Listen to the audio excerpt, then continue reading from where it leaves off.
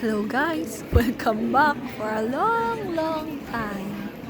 Kung hindi ko lang talaga kailangan yung memory, ewan ko kung may edit ko pa to. Sobra lang. At yun na nga, dahil full storage na, kailangan ko na talagang mag-edit kahit napakatagal na tong video ko. Sa totoo lang, ang dami ko pang hindi na-upload. Tamad na lang kasi mag-edit. So, ito nga, nasa Zermatt kami, naglilibot. After nung makapunta na kami sa Matterhorn, dun sa may logo ng Toblerone, naglibot na rin kami dyan sa Zermatt kasi dyan manggagaling yung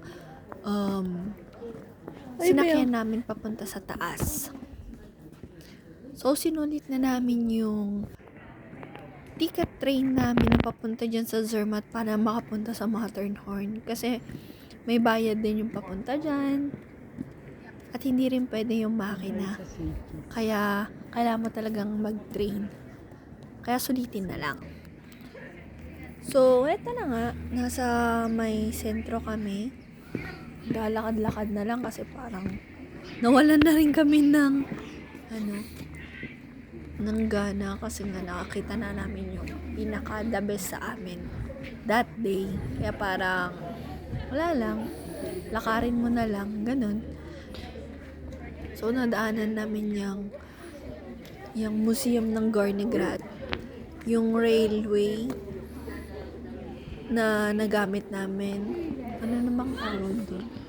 Sa tagal talaga hindi ko na tanda ko ng tawag nung sinakyan namin.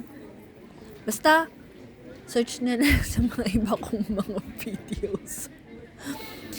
Ayan, yung first woman na pumunta sa tuktok ng bundok sa Matterhorn.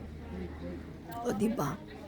Yan yung museum pero hindi na namin pinasukan. Ang pricey din kaya ng mga ticket. Alam mo na, Switzerland price, tourist price talaga. Yung asawa ko, nakahanap pa ng mga coins para lang ihulong dito. Yoko. Halatadong wala na talaga kaming magawa during that time. Di bale, mabilisan na lang talaga to eh. So, hinihintay na lang namin yung ito next yung gusto train ko. papunta dun sa sasakyan namin. Dun sa may malapit sa tinulugan namin. Yun lang. Tignan mo. Kinalembang Magkano? ka lang ng kinalembang. Hindi naman bumili. Lamig-lamig mag-ice cream ka. O, diba? Mahilo na yung may hilo dyan sa pagbibideo ko. Pasensya na.